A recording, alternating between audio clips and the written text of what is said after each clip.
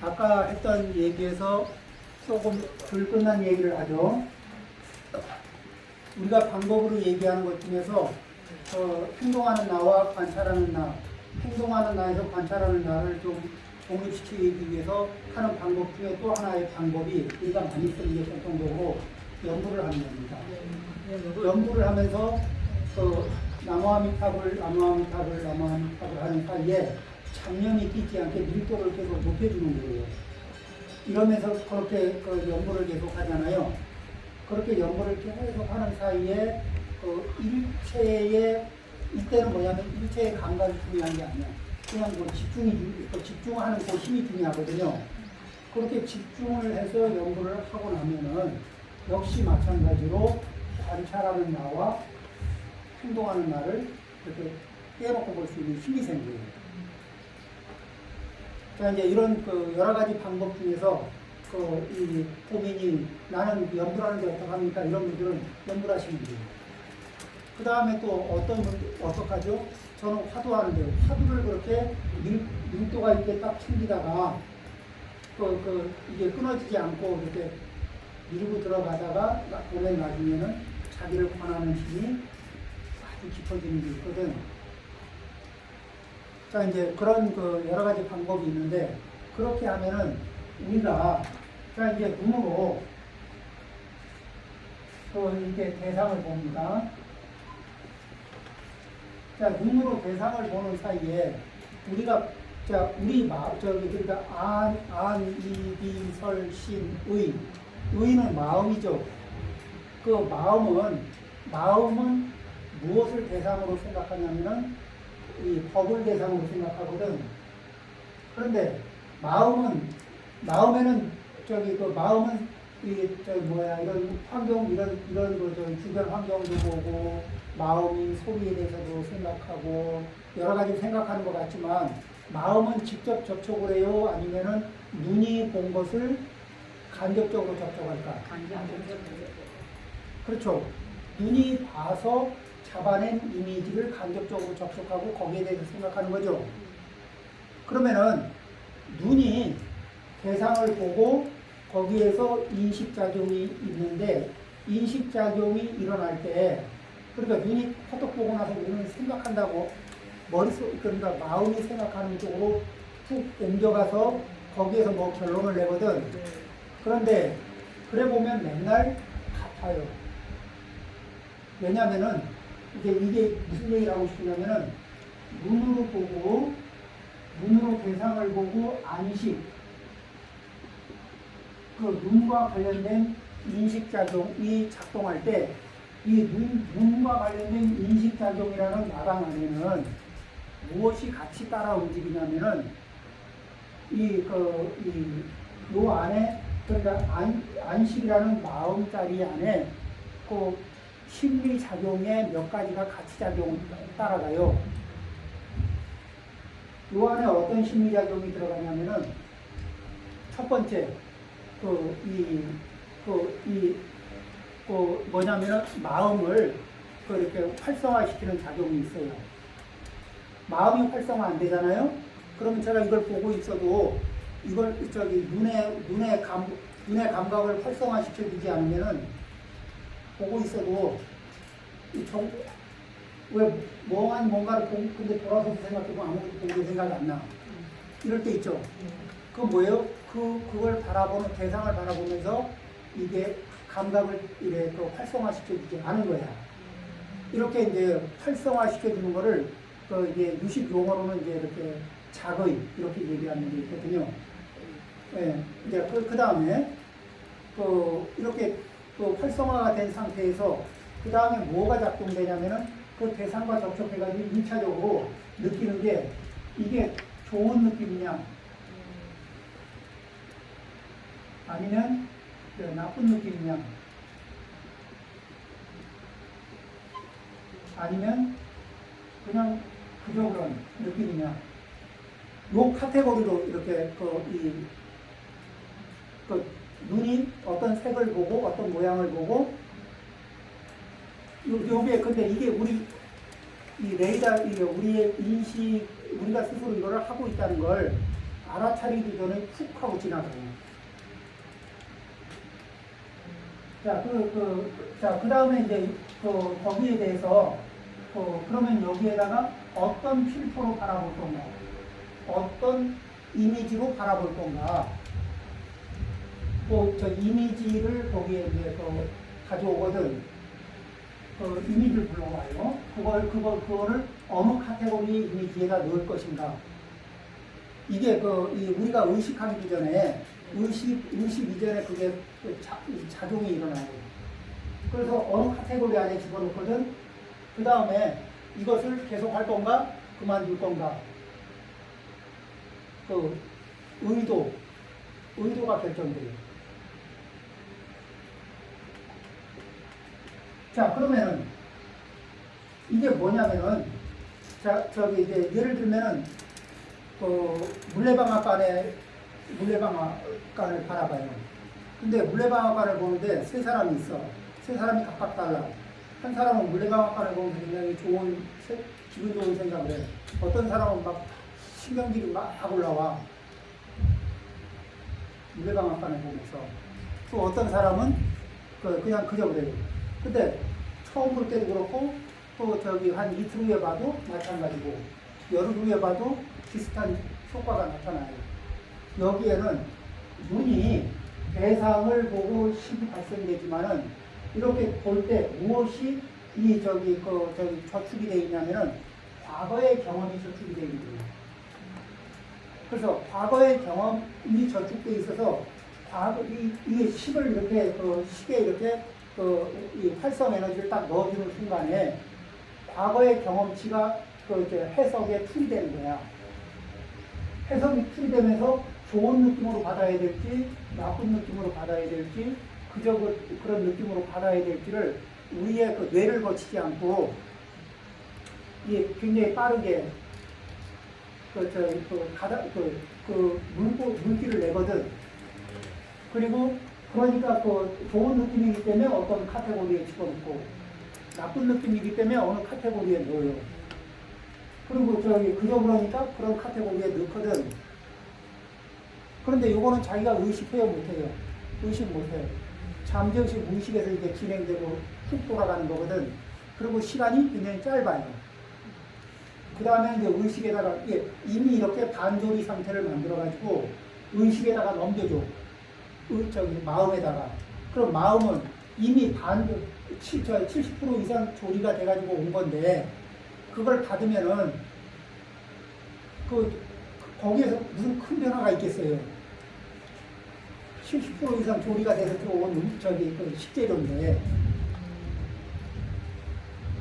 그렇죠? 양념도 거기다 쳐놨고. 특별하게 반성하지 않는 한은 주어진 대로 조리할 수밖에 없죠. 이제 왜 반조리 식품을 남자들이 사 먹잖아요. 그러면 라면을 사면은 라면 넣고 스프 넣고 끓여서 잘해봐야 계란 하나 넣고 먹어요. 남자들이 라면 끓이면 그렇습니다. 네, 좀 잘해봐야 이제 밥 말아 먹고. 근데 보살님들이 라면을 끓이면은 라면을 끓인다 하더라도 라면에다가 좀 파도 좀 넣고 또 버섯도 좀 넣고 야채 이런 거 하고 있잖아요, 그죠? 그러니까 이게 그렇게 조리를 더 할 수 있는 조리를 한 번 더 하는 입장으로 처리하는 경우가 있고 조리를 못하는 경우가 있어요. 그냥 그대로 반조리 식품을 그냥 그대로 매뉴얼대로 해서 그냥 먹듯이 우리가 눈이 조리해서 보낸 거, 귀가 조리해서 보낸 거를 그냥 그대로 받아서 그냥 처리하면서 인생을 사는 경우가 많습니다. 그러면 이거는 그러기 전에는 뭐죠? 과거의 경험치가, 전생의 경험치가 누적돼서 있는 그것이 해석에 풀이돼가지고, 그러니까 뭐예요? 아니 당신은 내가 맨날 이렇겠죠. 내가 이렇게 얘기를 여러 번 했는데도 왜 그렇게 똑같이 행동하냐. 내 말을 개똥으로 듣냐.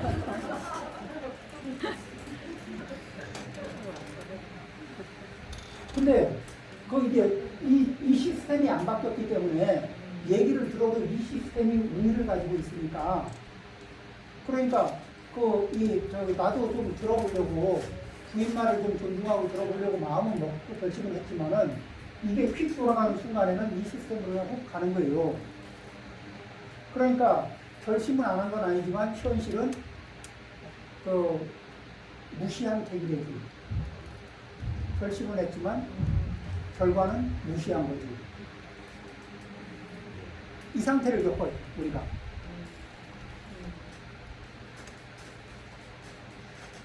그리고 이 기본 경험치가 다르니까 거기에 대해서 감각적으로 좋고 나쁘고 그저 그렇게 느끼는데 이것은 자기 감각 안에서는 부인할 수 없는 현실이잖아요. 아니 좋은 건 좋은 거고 나쁜 건 나쁜 건데 좋은 걸 나쁘게 느끼고 나쁜 걸 좋게 느끼려면은 이게 한 번은 뭐 그냥 그럴 수 있지만은 한 번은 양보하지만 계속 같은 좋은 건 좋게 오고 나쁜 건 나쁘게 계속 오거든. 그 사람에 있어서는 그 사람의 업의 시스템 안에서는 그렇다는 얘기예요. 그러니까 우리가 이렇게 주어진 반도리 상태로 주어진 내용을 가지고 이제 주부들이 다시 고민을 하잖아요. 이걸 그대로 먹을 것인가 아니면 어떻게 손을 써서 조금 더 음식다운 음식을 만들 것이냐 해서 다시 생각을 하거든. 주어진 내용은. 그러죠? 그러면은 인생도 살아가면서 안, 이, 비, 설, 신이 정보를 만들어서 주거든. 그럼 그거를 그대로 받아 먹어서 그냥 통과시킬 거냐? 아니면 그 부분을 다시 생각하고 그 부분에서 다시 조리할 부분이 없는지, 다시 검토할 부분이 없는지를 다시 살펴보는 거예요. 다시 생각하고. 그러죠? 요 부분이 이 부분을 갖느냐 안 갖느냐. 내 시스템 안에서는 이게 좋아. 내 시스템 안에서 이게 나빠. 확실해.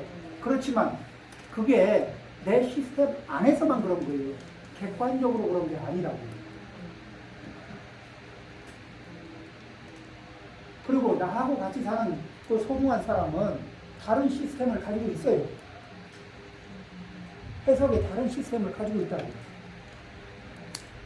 그러면 그분은 어떤 해석의 시스템을 가지고 있는지, 그리고 저 해석 시스템을 어떻게 하면 이게 내 방식으로 바꾸는 게 아니고, 당신의 방식으로 내가 맞추는 게 아니고, 원인과 결과 사이에 좋은 원인, 좋은 결과가 날 수 있는 패턴으로 전환할 것이냐.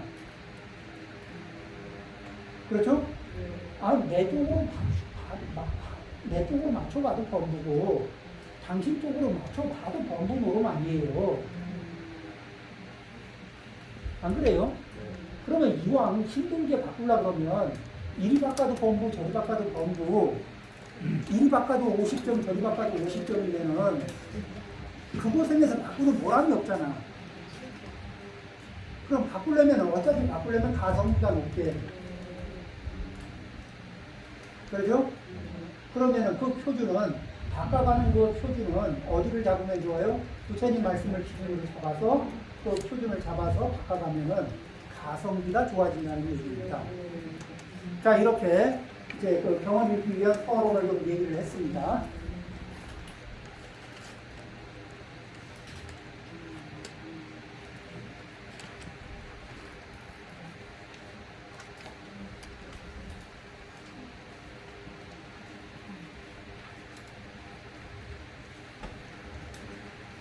자, 이어서 읽겠습니다. 그러니까 이분은 계속해서 매일 아버지가 부친이 그렇게 하면 좋다 그러니까 예 알겠습니다. 그리고 부친이 시키니까 그때는 부친이 말씀하실 때는 부친 말씀 자체가 의미가 있는 거예요. 그러니까 의미를 안 물어보고 그냥 그, 왜 이런 거 있잖아요. 내가 좋아하는 사람, 내가 존경하는 분이 뭐라 그러면 내가 좋아하는 게 의미예요. 내가 존경하는 게 의미고, 그래서 더 이상 안 물어봐. 또 저기 여인네들은 있잖아요. 내가 사랑하는 사람이 하는 말이면 그러면은 뭐 그냥 그 사랑하는 게 의미이기 때문에 그 따로 더 안 물어봐도 넘어갈 수 있다고. 근데 그거는 이제 내 심정적으로는 가능해요. 그런데 누구한테 이야기를 왜 하니? 이렇게 물어봤을 땐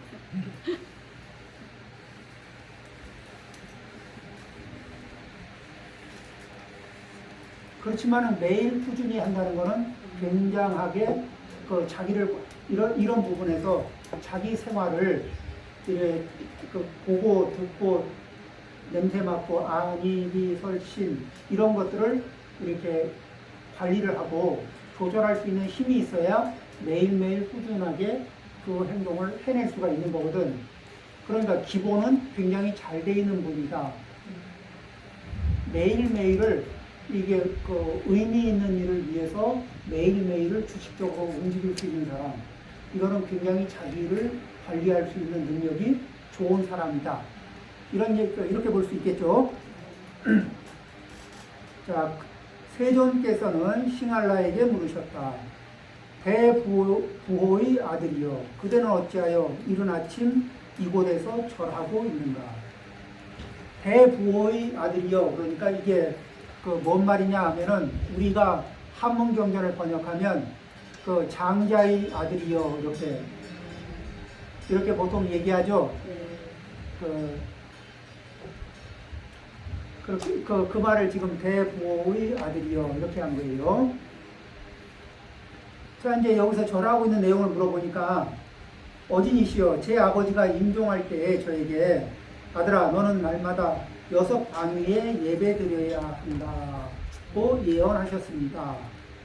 그런 까닭에 저는 아버지의 말씀을 받들고 존경하는 마음에서 이렇게 아침 일찍 단정하게 차려입고 동서남북 상하의 6 방위에 절하고 있는 것입니다. 자, 이제 이게 내용의 다예요. 그러니까 그 아들은 아버지와의 관계상에서 그 절실한 마음이 있어서 자기 마음에는 의미가 충족되지만 이게 부처님께 이래서 하고 있습니다 하고 얘기하는데 알맹이는 없어요. 그냥 아버지 말씀이니까 맹목적으로 하는 거예요. 그런 상태죠. 설마 아버지가 나쁜 거 시키겠어? 뭐 설마 누가 뭐 하겠어? 이렇게 왜 그냥 이 권위에 의해서 권위에다가 의미를 부여하고 그냥 하는 경우들이 많을 수 있다는 겁니다. 대부호의 아들이여, 성현의 가르침에는 이런 방법으로 6 방위에 예배해야 한다는 것은 없느니라. 그러니까 이렇게 알맹이 없이 알맹이 없는 이런 방식으로 6 방위에 예배해야 한다는 것은 이런 일은 성현의 법에 없다. 뭐를 하면 그 행위도 있고 의미도 있고 목적도 있고 뭐 이런 게 있어야지, 그런 거 없이 맹목적으로 하는 그런 건 없다. 그러니까 세존이시여, 부디 저에게 그것을 가르쳐 주옵소서. 부처님이시여, 부디 저에게 그 의미를 가르쳐 주십시오. 아버지한테 못 배운 의미를 이제 이 부처님에게 묻고 싶은 거예요. 그래서 어디를 보냐면 목차에서 성스러운 제자의 6 방위 예배라고 하는 제 책으로는 51쪽인데 다른 책은 조금 앞에 있을지 모르겠습니다. 거기를 한번 열어보세요.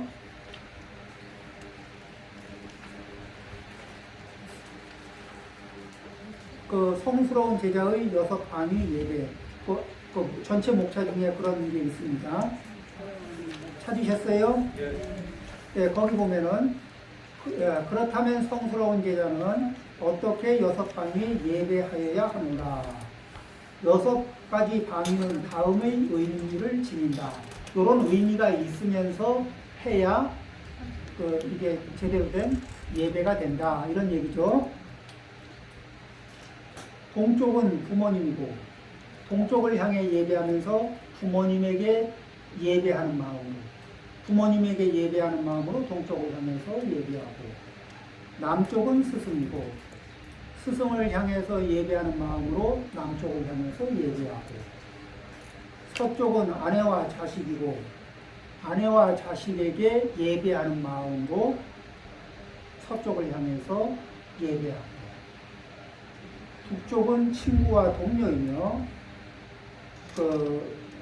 이 친구와 동료들에게 예배하는 마음으로 그때 그쪽을 친구와 동료를 생각하면서 북쪽을 향해서 예배합니다. 아래는 하인이나 고용입니다. 그리고 위는 수행자라고 생각하여야 한다. 그렇죠. 그런데 여기에서 동서남북 상하에서 예배를 하지 않는 곳이 있어요, 없어요? 응? 예배하지 않는 방위가 없죠? 예배라는 거는, 부모님한테만 예배하고, 수행자한테만 예배하고, 그리고 아내나, 남편이나, 아이들이나, 이런 데는 예배 안 하고, 또, 고용주를 향해서는 예배하고, 피고용인을 향해서는 예배 안 하고, 부처님은 그런 거 아니죠? 어때요? 여기 예배하는 마음은 어느 대상을 향해서든지 예배하는 마음을 일정하게 갖는 거죠. 자, 부부 사이에 부부싸움 해본 경험이 혹시 있어요? 한 번도 없는 분. 근데 부부싸움 하는 것 중에 이유 중에 저 사람이 나를 존중 안 하고 좀 무시하는 것 같다. 이런 마음이 들 때 대판하고 싶다는 생각이 들었던 분 있죠? 손을 들었던 안 들었던 있죠? 그 다음에 친구 사이에도 존중을 좀 못 받고 있다. 좀 나를 좀 무시하는 것 같다. 이런 느낌이 들면 한판 하고 싶은 고냐 스톱이냐 이걸 자꾸 고민하게 만들잖아요. 자, 우리는 상대가 누가 됐든, 우리가 어렸을 때는 부모님으로부터 존중받고 싶은 마음이 있었을까, 없었을까? 그래서 부모님한테 충분히 존중 못 받을 때 어땠어요? 부모님한테 충분히 존중을 못 받으면 굉장히 속상하잖아. 그러죠? 존중을 받은 사람은 부모님한테 충분히 존중받고 살면은 그건 복이 많은 일이에요. 그죠? 자, 여기에서 어때요? 보통 우리가 평범하게 우리가 도덕교과서에서 윤리교과서까지 다 합치고 사회문화까지 다 배워도 이렇게 보편적으로 위아래를 가리지 않고 존중하는 마음을 가져라 이런 거는 잘 안 배우거든. 그러죠? 그래서 사회 서열 순서로 아래에서 위로 존중해라 이런 것만 배운다고. 그런데 사실은 그러는 사이에 아래 서열들은 멍이 들까 안 들까? 고통이 발생이 돼요 안 돼요? 고통이 커지는 거예요. 자, 내가 존중 안 해서 멍이든 가슴에 멍이든 아내하고 어떻게 잘 살아보려고 노력하고 있어. 내가 존중을 안 해서 가슴에 멍이 시퍼렇게 들어있는 남편하고 어떻게 잘 살아보려고 노력하고 있어.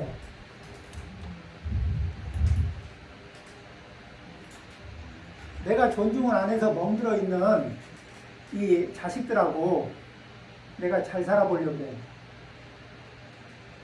내가 존중을 안 해서 멍들어 있는 부모님, 가슴이 먹는 부모님하고 잘 살아보려고 해. 나 노력하고 있다고요. 나만큼 노력하는 사람 있으면 나와보라 그래.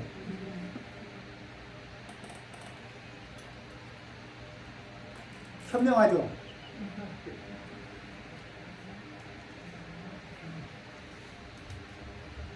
아까 그 기준점을 부처님한테 잡으라 그랬죠. 어때요? 부처님 말씀을 어기고 행동한 것 치고 고통이 발생되지 않는 게 있을까 없을까? 그렇죠. 부처님 말씀을 어기고 행동해보면 고통이 발생되는 거예요. 그리고 부처님 말씀을 가만히 보면은 평상시 우리 행동을 기준으로 할 때 우리 행동의 상식하고는 좀 다른 영역들이 들어와요. 그러니까 그 뭐라고 하냐면은 자, 아내를 존중하거든. 아내를 존중해야 되니까 어떻게 존중하느냐? 아내는 여인이거든. 여인에 맞게 존중해야 되는 거예요. 그럼 어떻게?